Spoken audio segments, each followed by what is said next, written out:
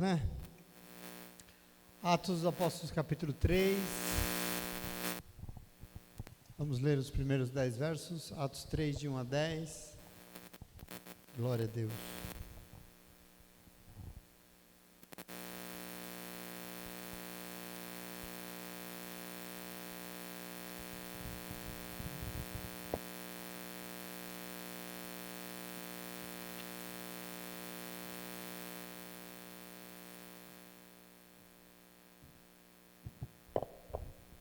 Amém. Diz assim a palavra de Deus: Pedro e João subiam ao templo para a oração da hora nona. Estava sendo levado para a porta do templo chamada Formosa, um aleijado de nascença, que ali era colocado todos os dias para pedir esmola aos que entravam no templo. Vendo ele a Pedro e João, que iam entrar no templo, implorava que lhe dessem uma esmola. Pedro e João olharam bem para ele, e então Pedro disse: olha para nós. O homem olhou para eles com atenção, esperando receber deles alguma coisa. Disse Pedro: não tenho prata nem ouro, mas o que tenho, isto lhe dou. Em nome de Jesus Cristo Nazareno, ande. Segurando-o pela mão direita, ajudou-o a se levantar, e imediatamente os pés e os tornozelos do homem ficaram firmes. E de um salto pôs-se de pé e começou a andar. Depois entrou com eles no pátio do templo, andando, saltando e louvando a Deus. Reconheceu que era ele, o mesmo homem que costumava mendigar. Quando todo o povo viu andando e louvando a Deus, reconheceu que era ele, o mesmo homem que costumava mendigar, sentado à porta do templo chamado Formosa. Todos ficaram perplexos e muito admirados com o que lhe tinha acontecido. Amém? Glória a Deus. Senta aí no teu lugar. Deus é bom. Mas deixa eu retomar aqui de onde a gente estava, queridos, em nossa trajetória, para entender e compreender o nosso princípio, né? Para entender aquilo que foi desde o início, como fomos, aquilo que o Espírito Santo de Deus constituiu. Naquele dia de uma festa de Pentecostes, nós estamos empenhados nisso aqui. Como que atuava a primeira comunidade cristã no mundo, né? Aquilo que Deus espera de uma igreja que pode ser chamada de sua. E já percorremos um longo caminho até aqui, né? Quem tem acompanhado a gente nas meditações, vimos que desde a Páscoa de Jesus, quando o Senhor é ressurreto, quando tem a ressurreição do Senhor, os 40 dias seguintes, ele ficou aparecendo aos seus seguidores. E depois de 40 dias nós vimos a sua ascensão aos céus, a sua volta aos céus, e aí o Espírito Santo de Deus, a promessa de que daria naquele dia, ele prometeu que o Senhor derramaria o Espírito Santo sobre os seus apóstolos, e passada uma semana foi isso que aconteceu. O Espírito Santo de Deus foi soprado de uma forma veemente dentro de uma casa que os apóstolos estavam trancados porque estavam com medo.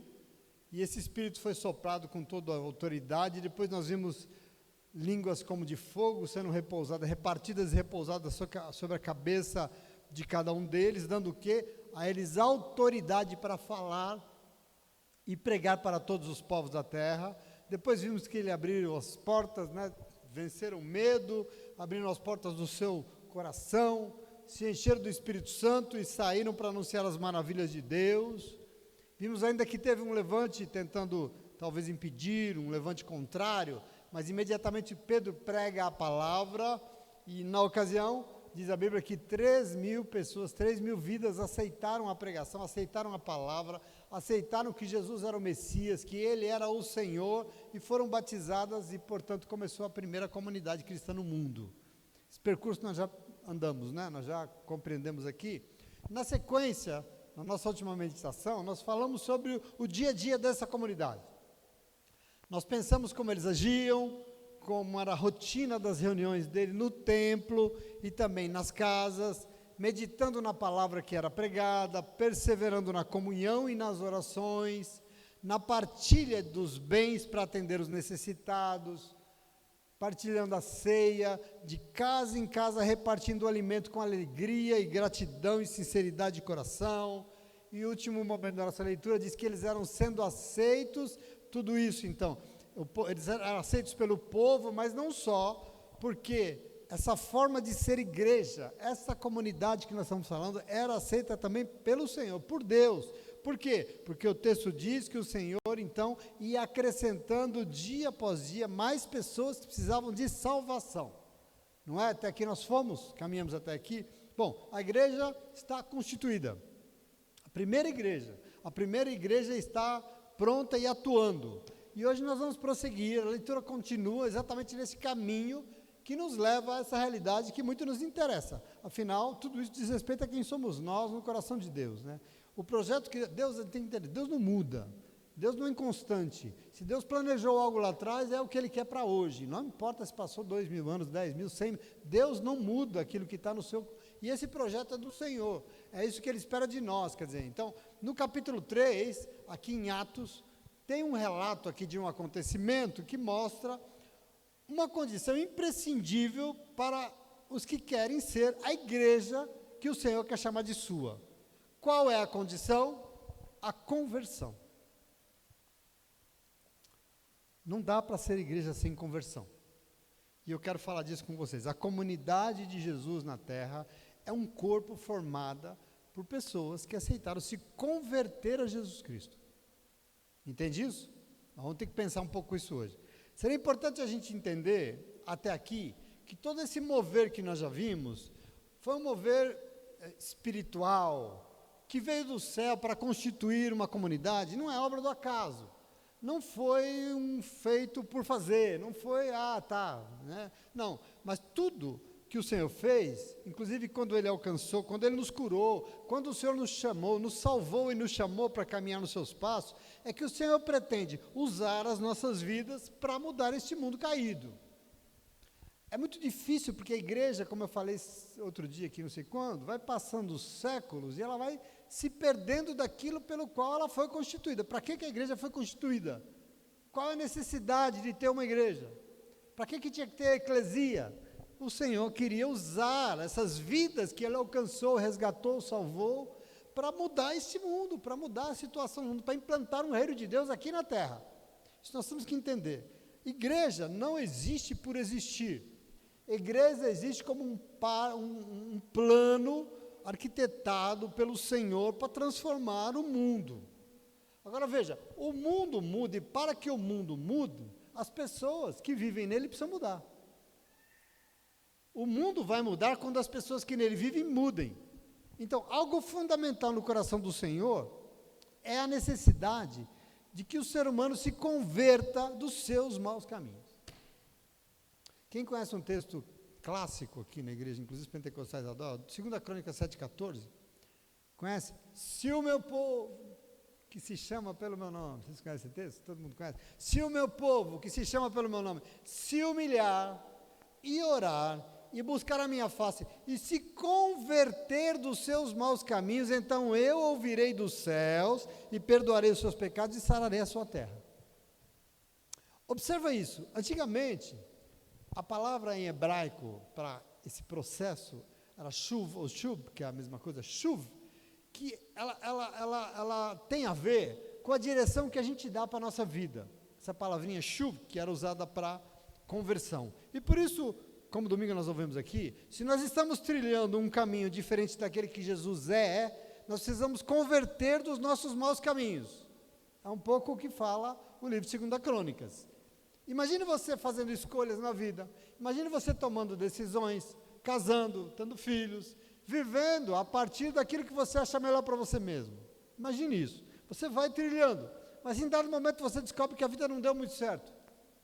As coisas não funcionaram como você pensou. E por isso, em dado momento, você faz o quê? Você se converte. Você se converte, você muda de caminho. E mudar de caminho significa voltar lá atrás e começar a trilhar num caminho diferente. Isso é chuva. Essa palavra no hebraico tem esse, volte lá atrás e comece a trilhar o seu caminho novamente. Mas diferente, porque se fizer o mesmo caminho, você já sabe onde vai dar. Essa é a noção que eles tinham de conversão. Agora, passando o tempo, a Bíblia foi traduzida para o grego, né? E quando foram traduzir a Bíblia para o grego, porque o grego tomou conta do mundo, a língua, eles procuraram qual palavra para traduzir o shuv, né? A conversão. E a palavra no grego foi metanoia. E metanoia já tem um outro sentido mais amplo, porque a palavra meta significa mudança, e nous é mente. Então, metanous, metanoia, é mudança de mente. Então, presta atenção. Para o mundo grego, que aliás Jesus conviveu muito bem, conversão não é só mudar o caminho da sua vida, mas é também uma mudança radical na sua forma de pensar, de sentir, de agir e orientar a sua vida. Compreende aqui que é uma coisa talvez amplificada? A gente aqui precisa mudar a forma que nós pensamos, porque nós precisamos conduzir os nossos dias de forma diferente. Para isso nós precisamos nos converter. Não é à toa que o apóstolo Paulo escreveu Romanos 12:2, que você também conhece de cor, que ele diz: não se amoldem ao padrão deste mundo, mas transformem-se pela renovação da sua mente, para que possam e sejam capazes de experimentar e comprovar a boa, agradável e perfeita vontade de Deus. A palavra que Paulo mostra aqui para renovação da sua mente é metanoia. O que Paulo está querendo dizer aqui? Qual é o convite de Paulo aqui? Metanoia, conversão. Que nós não nos acomodemos como as coisas acontecem neste mundo, mas que nós sejamos diferentes. Como? Mudando radicalmente a nossa forma de pensar. Pensando diferente das outras pessoas. Como? Nos convertendo a Jesus. Nós não pensamos igual. Nós não tomamos os mesmos caminhos.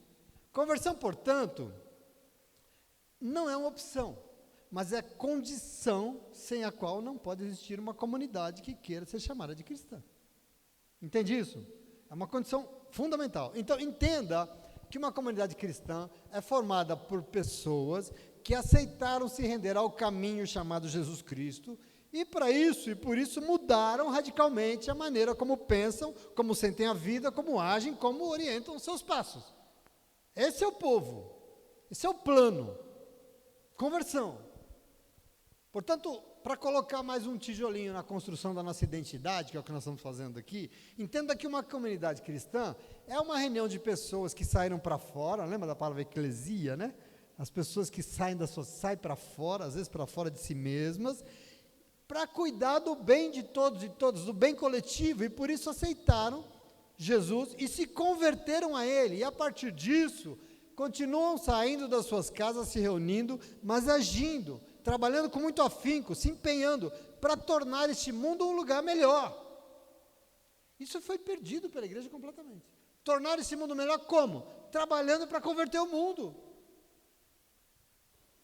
Porque esse mundo só vai ser melhor quando as pessoas que vivem nele forem melhores. Esse mundo não vai ser melhor quando a gente tiver muita religião, se essa religião não mudar a cabeça das pessoas, a mentalidade das pessoas, se elas não se converterem. Lembra da ordem de Jesus em Mateus 28? Mateus 28 tem um texto muito claro, final. Vão por todo o mundo e façam discípulos de Jesus. É isso que eu espero de vocês. O id, quando ele vai ao céu, antes ele diz isso, vão por todo o mundo e façam discípulos, ou seja, vão por todo o mundo e convertam as pessoas, como? Ensinando-os a obedecer tudo que eu ordenei. Essa é a nossa missão, isso é ser igreja. Não tem outro aqui. Esse é o nosso papel.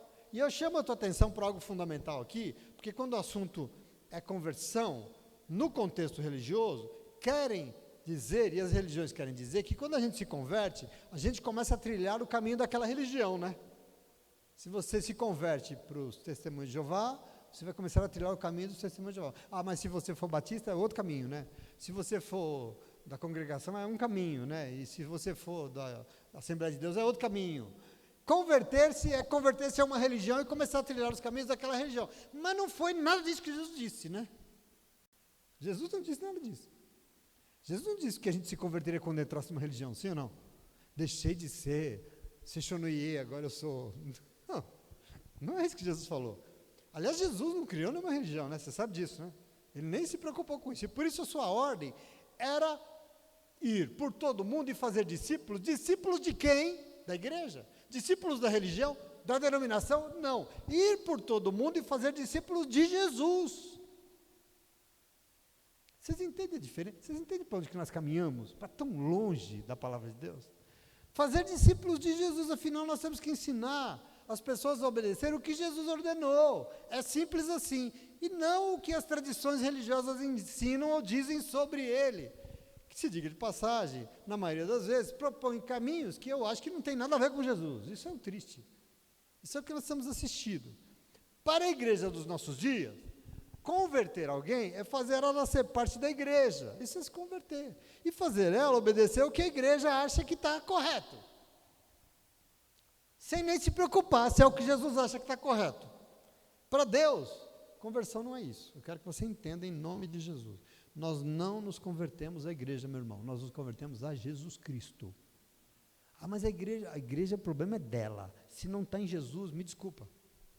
Ah, mas não interessa. Ah, mas a tradição, não interessa a tradição. Nós temos que olhar para Jesus Cristo porque nós somos e obedecemos ao que Ele nos mandou fazer. Ir por todo mundo e fazer discípulos dEle, em nome de Jesus. Amém? Portanto, esse é o nosso papel no coração do Senhor. Qual? Converter o mundo, ensinando o mundo a caminhar no caminho chamado Jesus Cristo. É tudo o que Ele espera de nós que somos isso, a sua igreja, a igreja de Jesus. Mas tem algo que eu preciso que você entenda hoje, e é por isso que eu estou falando tudo isso. Presta atenção aqui, nós não temos como converter o mundo se antes nós não convertermos a nós mesmos.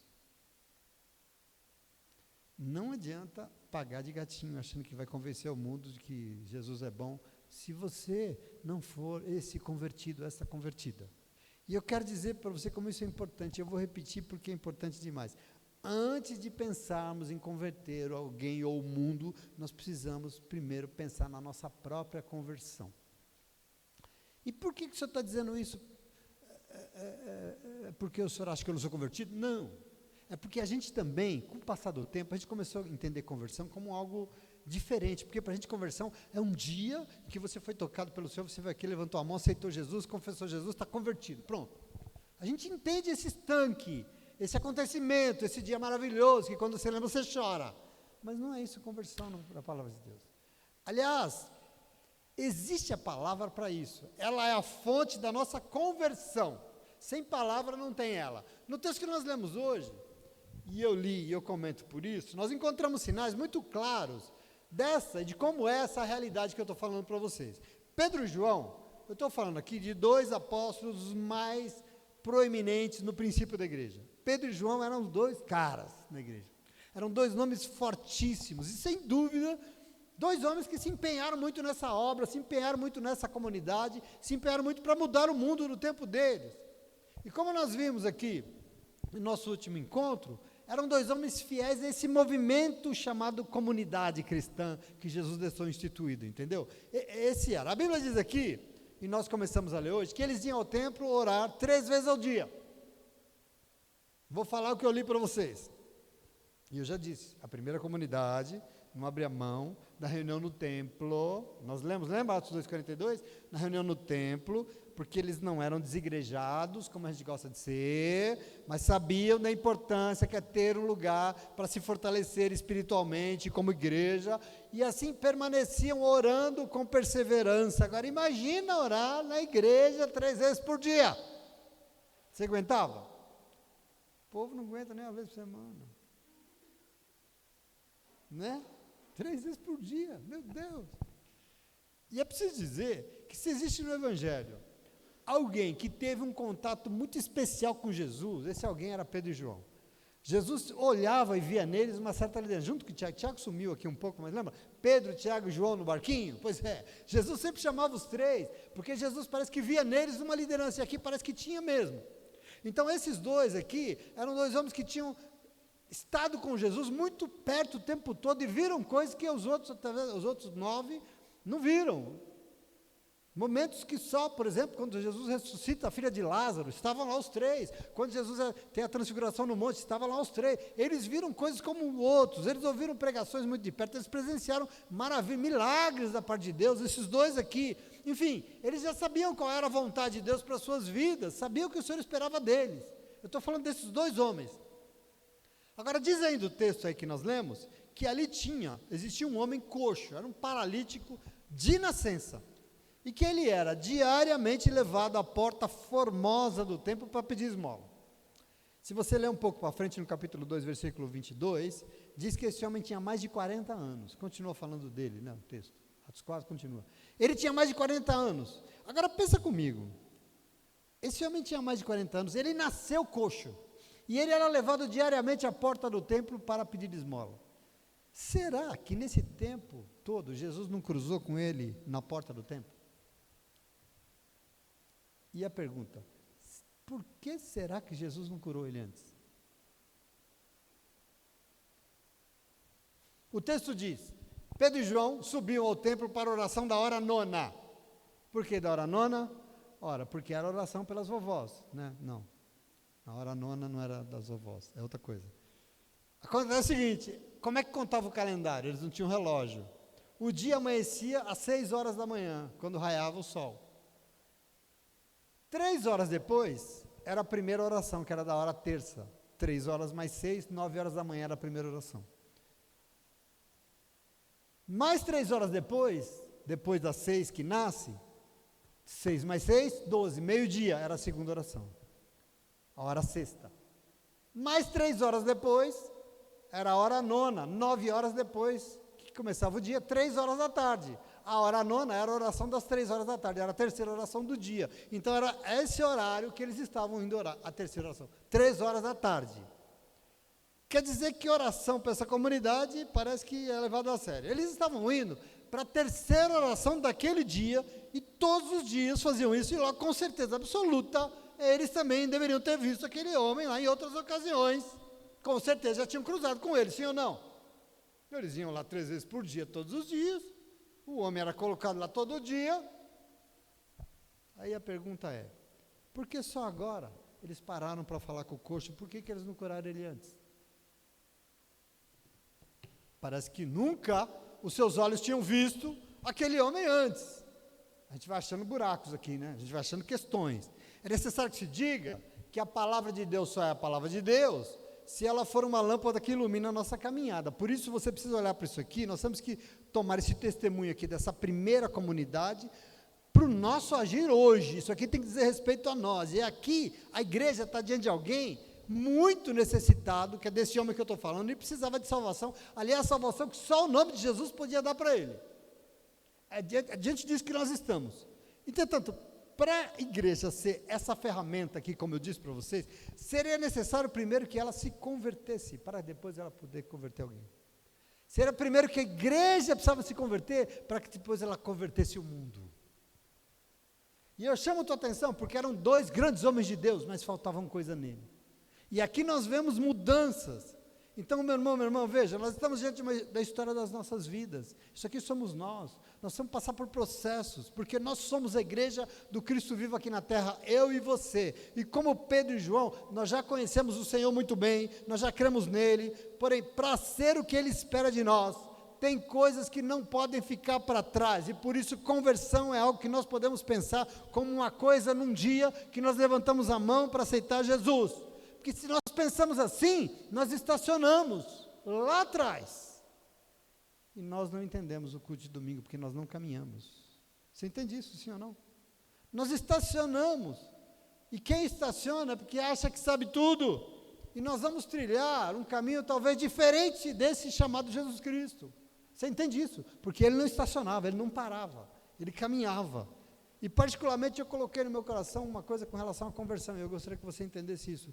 Se todos os dias dessa minha vida eu não me converter, e eu estou falando todo dia que eu abro os meus olhos, se todos os dias dessa minha vida eu não mudar a minha maneira de pensar, eu de alguma forma não melhorar, se eu não renovar a minha mente, eu nunca vou ser aquilo que o Senhor espera de mim. Não adianta achar que você sabe. Eu acordo de manhã e falo, Senhor, me desafia hoje, me converta, me ensina a ser um ser humano diferente, melhor do que ontem. Eu quero ser melhor do que ontem, eu quero mudar em nome de Jesus, eu quero mudar o que eu acho, o que eu sei, o que eu penso do Senhor. Isso é conversão, e é um processo, percebe? Não é um dia, não é um momento, é um processo, em nome de Jesus, amém? Você entende isso? Então, se você já conhece o Senhor, é importante a gente entender isso aqui, que simplesmente conhecer o Senhor não basta, não adianta, porque Ele espera mais de nós. O Senhor que espera que nós sejamos a diferença nesse mundo. O Senhor quer nos converter o tempo todo naquilo que Ele quer, para o seu querer, porque assim, se Ele tem o melhor para cada um de nós, será de nós que Ele vai requerer o a mais. Percebe a diferença? O Senhor exige sim a mais. Porque a quem muito é dado, a muito é requerido, sim ou não? Porque para Ele só serve e não. O Senhor não fica pensando só na nossa religião. Ah, agora sim, porque agora você está numa religião que eu gosto. Não serve só a nossa religião. Para Deus não serve só os nossos costumes, os nossos hábitos religiosos. Não, o Senhor quer mais. E por querer, Ele espera esse processo de transformação chamado conversão, que isso seja uma realidade diária na nossa vida. Em nome de Jesus, amém? Está claro isso para vocês, sim ou não? Então veja, esse momento da primeira comunidade, da primeira igreja, que eles precisaram se aprimorar aqui, precisou ter um cuidado para ser essa ferramenta que Deus tem prazer de usar. Se aquela realidade que eles enfrentaram nesse dia já era há tantos anos ali e não acontecia nada, e nesse dia aconteceu, por quê? Porque coisas aconteceram neles. E eu não sei se você também quer, você quer? Então, entenda que Pedro e João já eram a igreja, e já eram atuando no mundo forte para salvar pessoas, para que esse mundo fosse melhor. Mas eu quero chamar a tua atenção para uma coisa, eles precisaram passar por um processo. E eu queria dizer para você, em nome de Jesus, antes, eles precisaram converter os seus olhos. A gente gosta de dizer na igreja que nós somos salvar almas. Sim ou não? Salvar almas para elas irem para o céu. Alma penada. Esse texto me ensina que antes de converter o mundo, esses dois homens precisavam converter os seus olhos. Eu estou falando de nossa conversão. Observa isso aqui. Quando você lê esse texto aqui, e a leitura do texto é sempre tão reveladora, porque parece que acende uma luz diante de nós, né? E esse momento de Lucas aqui é muito claro, porque foi Lucas que escreveu o livro de Atos Apóstolos, e ele aqui, eu acho muito interessante, é muito intrigante aqui, porque ele fica reforçando a importância de algo. Ele está no primeiro momento aqui querendo nos mostrar, tanto que ele fica repetindo insistentemente a mesma coisa. Quando você lê o texto, você fica, parece até que ele não era um bom escritor, porque já falou, está falando de novo, mas não é isso não. A necessidade de repetir aqui é que Lucas está querendo iluminar a nossa leitura para algo que é muito importante, o quê? A mudança do nosso olhar, da nossa forma de ver. Observa aqui, 3 versículos, fica assim, ó.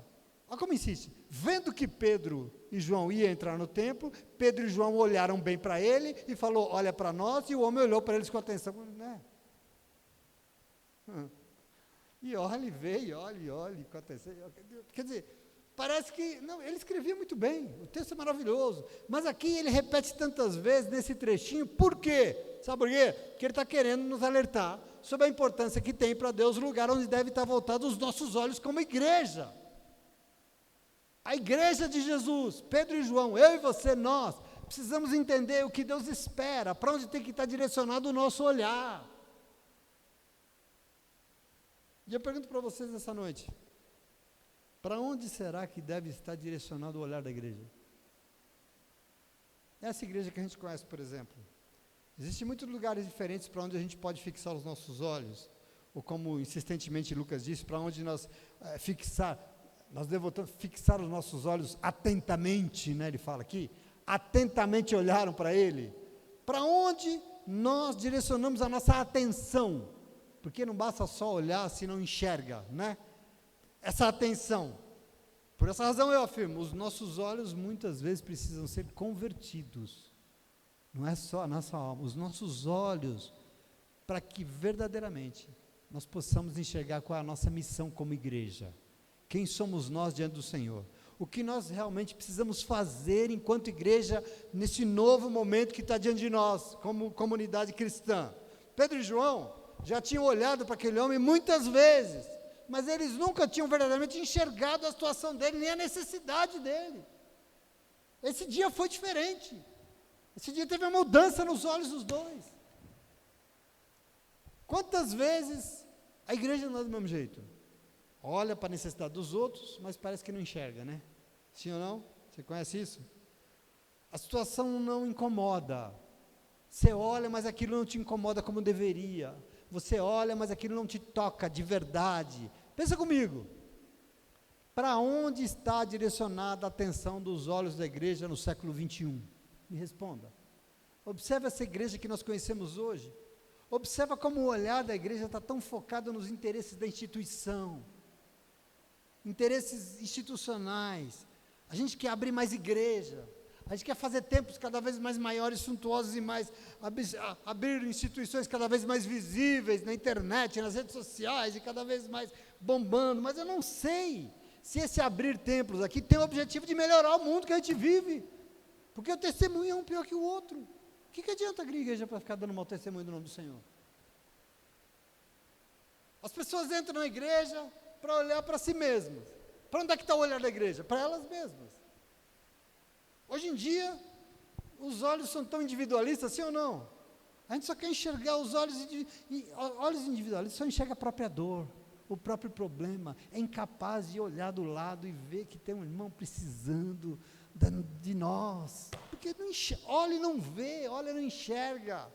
Querido, em nome de Jesus, o que adianta mega igrejas, o que adianta mega templos, se olhar dessa mega igreja está focado somente no que lhe interessa? Adianta o que isso? E eu estou chamando a atenção para aquilo que temos que ser nós no coração do Senhor. Sabe o que essa igreja precisa, meu irmão, minha irmã? De olhos convertidos. Você entende isso? Olhos convertidos de verdade, porque só olhos convertidos são capazes de enxergar a necessidade dos outros e não só a sua. Aqui tem um projeto de igreja que está no coração de Deus, nesse texto. Quantas pessoas nesse mundo estão precisando de oração? Estão precisando de palavra, estão precisando de um alimento, de roupa, de remédio, de esperança. Mas as igrejas olham, mas não faz nada, meu Deus do céu. Imagine esses milhões de evangélicos que tem no Brasil, mobilizados com o objetivo de fazer o reino de Deus ser uma verdade, uma realidade. O que seria do Brasil?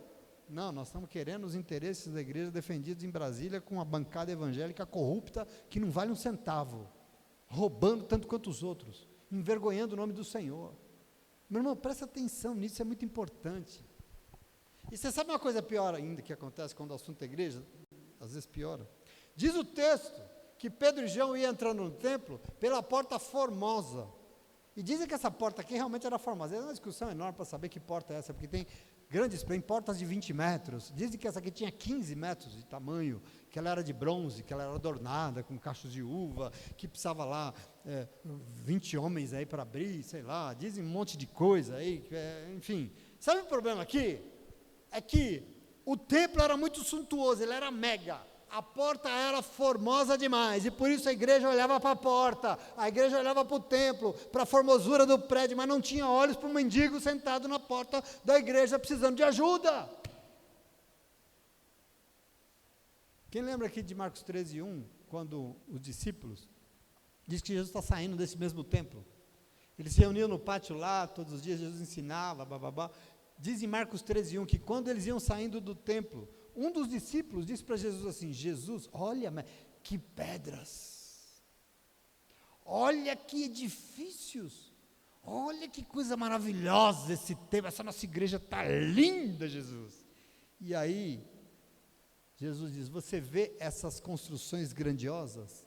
Não ficará pedra sobre pedra que não seja derrubada, em nome de Jesus. Meu irmão, minha irmã, sabe por quê?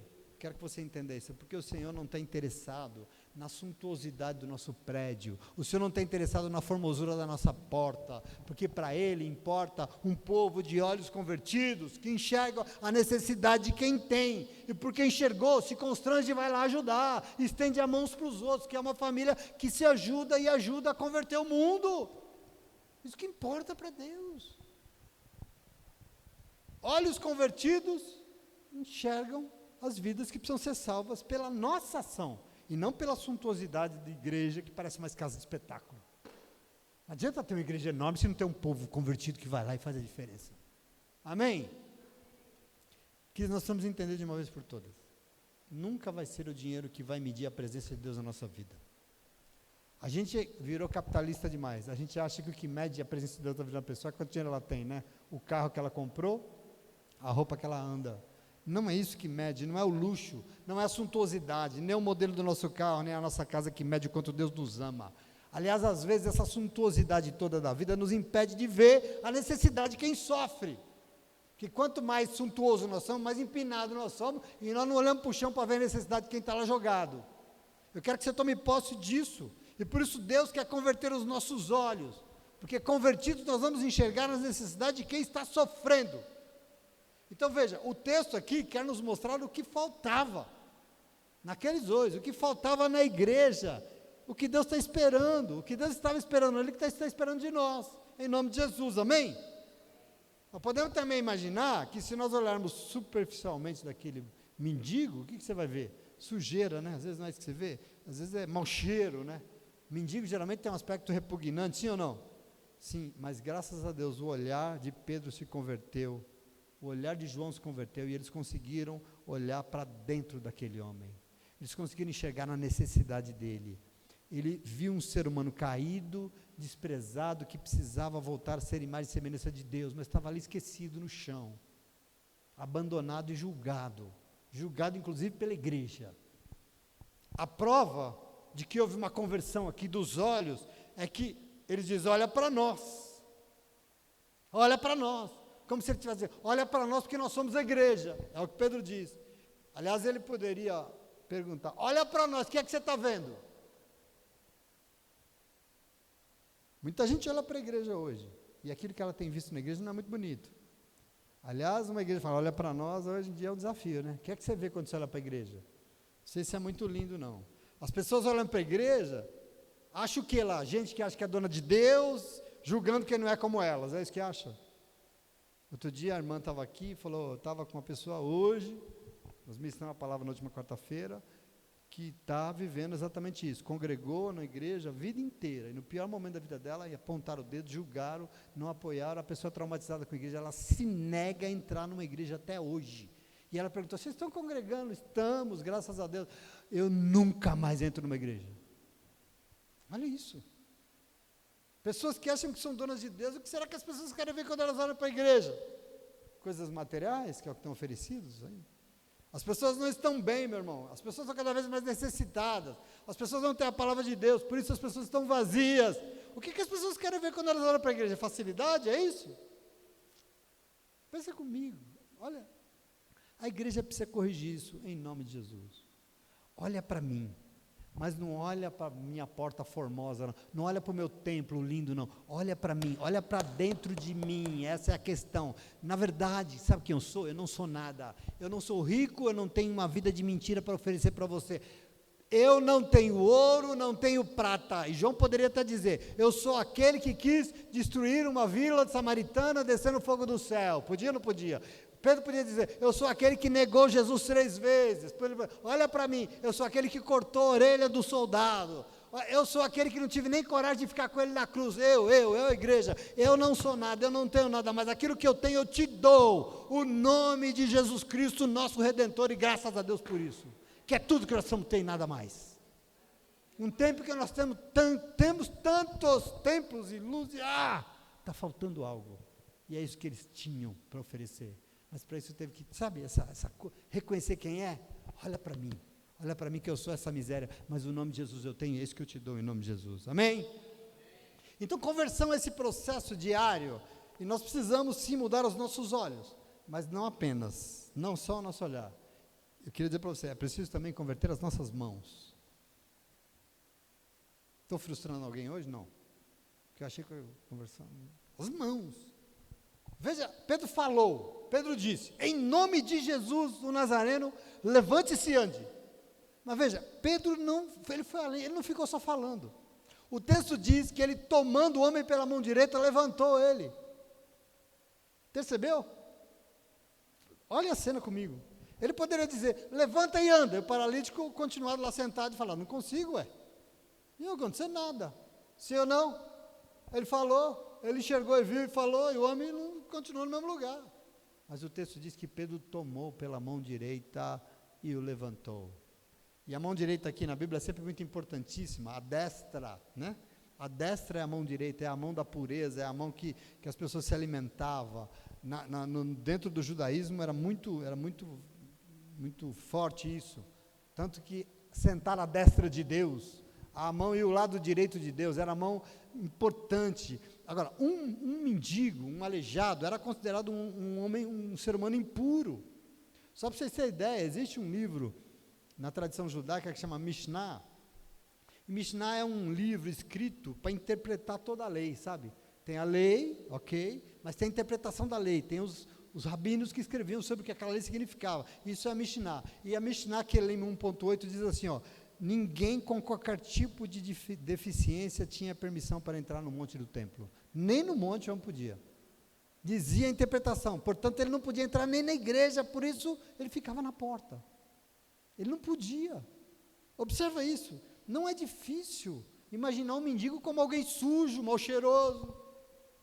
Agora, eu imagino também que para levantar um homem do chão, paralítico, só dar a mão para ele, dá para, bom dia, não é o suficiente.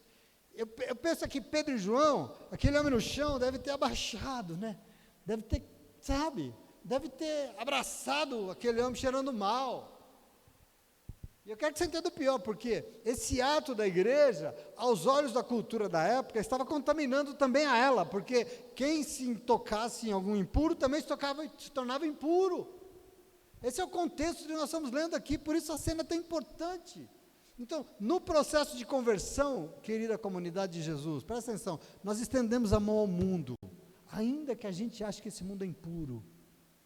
Não é a impureza que nos afasta do mundo, nós temos que ir em encontro, estender a nossa mão, para que a nossa ação possa representar uma vontade, um querer nosso de ser a igreja cumprindo o nosso papel. Qual? Converter o mundo.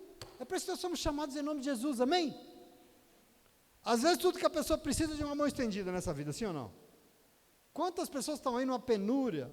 A pessoa precisa atravessar uma ponte daquela situação de penúria que ela encontra para chegar naquela vida que Jesus prometeu, onde ela ia ter paz. Depende de quem? Depende de nós. Quem que vai estender a mão?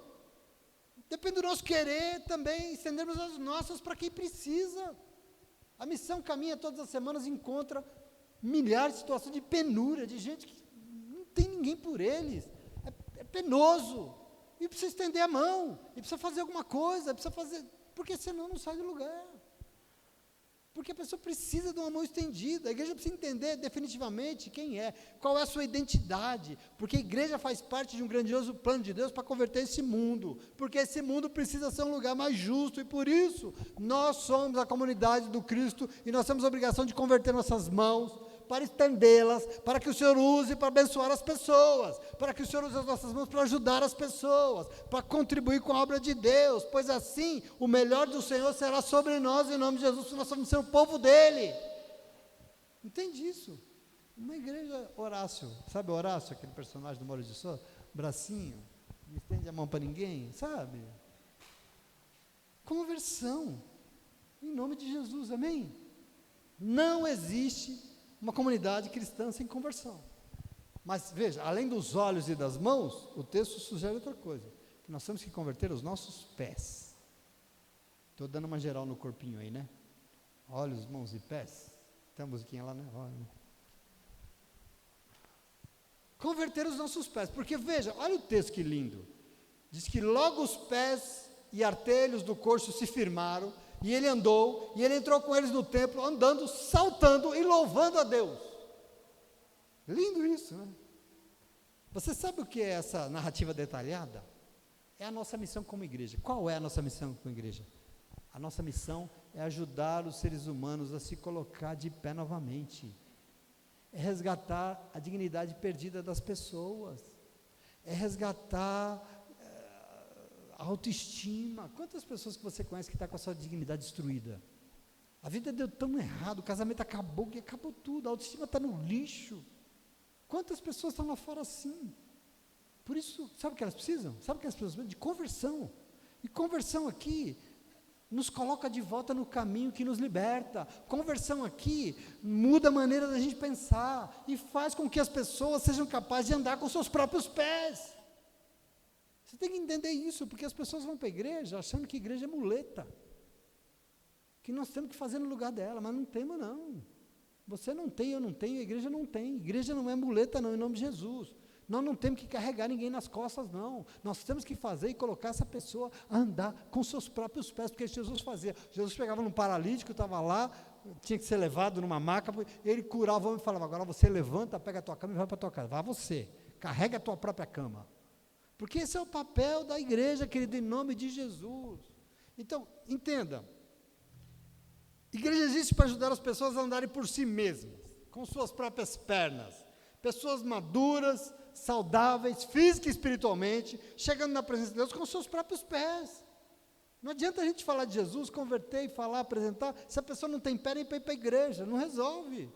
Se ela não sai de casa para ir lá orar com o Senhor e agradecer, não adianta. Se ela não se mover, mas está parado, não, vai curar e você vai caminhar até o Senhor, porque é com o teu pé que vai ser o negócio. O texto diz aqui, que ele entrou no templo louvando, pulando, saltando e glorificando não a Pedro nem a João, não a religião deles. O homem entrou no templo caminhando, pulando e louvando a Deus. Por quê? Porque os dois não anunciaram eles mesmos. Hein? Escuta aqui, eu sou um homem de Deus e eu vou determinar aqui, você agora vai levantar e vai andar. Foi isso que Pedro falou? Eles não anunciaram eles mesmos, em nome de Jesus. Os apóstolos anunciaram o quê? O nome de Jesus, o amor de Cristo por aquele homem. Estendeu a mão, sempre pronta. É isso que Deus tem, é isso que Deus espera. O Senhor também estende a sua mão para a minha vida e para a tua, e o Senhor vai nos levantar em nome de Jesus, vai nos pôr de pé para a glória do nome dEle. Amém? Talvez aqui esteja a nossa maior lição como igreja. Nós não podemos anunciar a nós mesmos. Isso é importante demais. Você não anuncia a sua placa de igreja para as pessoas, você não anuncia a tua doutrina, os teus interesses, não. Você anuncia o nome de Jesus. Tem gente por aí que acha que ele é a igreja, né? Já ouviu isso? Igreja não é templo lá, sou eu sou a igreja. E por isso não precisa de pastor, não precisa de templo, não precisa dos irmãos das irmãs, não precisa de comunhão. Mas uma pessoa dessa está anunciando a quem? A quem? A ela mesma. Ela só anuncia ela mesma. Nossa missão não é anunciar o nome da nossa comunidade, mas anunciar o nome que está acima de todo nome. Aquele sobre o qual todo joelho é de se dobrar, meu irmão. E veja, nessa trajetória, então eu já vou caminhando para o final, eu quero... E as perguntas que eu fiz? Por que é que Jesus não havia curado aquele homem antes? Certamente Jesus não precisava se converter, né? Para ter curado ele. Precisava? O Senhor não, né? Mas sabe por quê? Sabe por que Jesus não curou aquele homem antes? Simplesmente porque ele não curou todos os paralíticos que tinham no mundo. Ele não curou todos os enfermos que tinha na terra, quanto ele aqui esteve. Ele não alimentou todos os famintos do mundo. Jesus não evangelizou todos os povos que tinham na terra, quando aqui esteve. Por quê? Porque isso ele quer fazer com a nossa ajuda. Isso ele quer fazer através da sua igreja. O Senhor veio para ensinar, para mostrar o que é possível. Aliás, olha o que eu fiz, vocês vão fazer muito mais, porque eu serei com vocês. Ele vai fazer através da minha e da tua vida, porque ele começou e nós vamos ter que continuar em nome de Jesus. Isso é essa igreja, essa é a nossa identidade, amém? Ajudar a curar aquele mendigo na porta formosa do templo era uma tarefa para Pedro e João, e Jesus não ia fazer no lugar deles, ponto, é assim que ia ser. Os meus discípulos vão fazer. Da mesma forma, Pedro e João não evangelizaram nem curaram todas as necessidades da terra. Por quê? Porque o trabalho é para nós, é para mim, é para você. É para isso que nós estamos aqui em nome de Jesus. Tem muito para ser feito, amém? Você entende isso? Quem é que vai fazer? Nós vamos sentar e esperar alguém fazer? Não. Ninguém vai fazer o trabalho que Deus confiou nas nossas mãos. Meu irmão, minha irmã. Tem coisas que Deus espera de mim e de você. E quem tem que fazer somos nós. Deus não vai levantar outro para fazer, a não ser que a gente desista, né? Virou desigrejado, Deus vai botar outro para fazer, mas enquanto Ele nos chamou, Ele espera que nós façamos, a obrigação é nossa.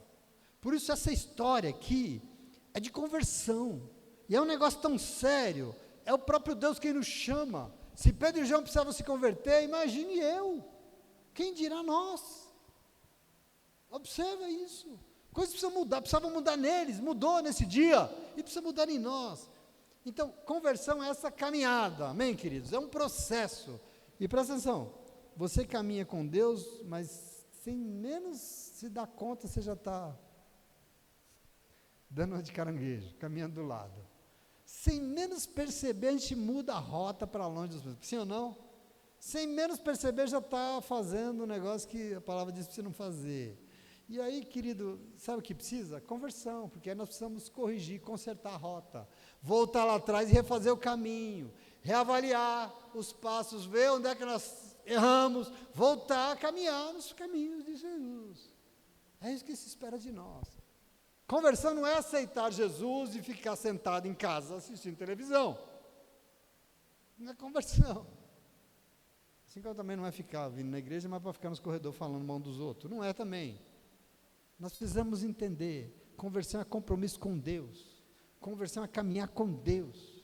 Não está dando certo, alguma coisa faltou conversão. Faltou o quê? Envolvimento, caminhar nos passos daquele que tudo pode. E que veio hoje aqui para nos ajudar a fortalecer essa nossa identidade. Porque Ele se agrada muito com a nossa vida em nome de Jesus, amém? Você entende isso? Nós precisamos levar a sério. Essa igreja aqui, que nós estamos meditando nela, nos mostra caminhos, que se nós não ficarmos atentos, nós vamos também... Mas aqui tem uma realidade espiritual. Nós precisamos olhar e enxergar a necessidade de quem tem. Os nossos olhos são voltados para os outros. Nós precisamos estender a nossa mão para a necessidade de quem tem. Nós precisamos caminhar e botar as pessoas de pé para caminhar junto conosco, porque assim o Senhor espera de nós. Isso é que faz de nós a igreja dele, em nome de Jesus, e por isso nós precisamos de conversão. Em nome de Jesus. Amém? Você entendeu essa palavra? Amém? Todos os dias a gente acorda e fala: Senhor, muda a minha maneira de enxergar a vida. Usa minhas mãos hoje, me leva por caminhos, me ajuda a ajudar aquele irmão lá a caminhar, me ajuda, porque o Senhor vai vir em nome de Jesus, e Ele será contigo, e tudo será diferente, para a glória do nome dEle. Amém, e amém, e amém. Vamos adorar? Aplauda o Senhor se você quiser, glória a Deus.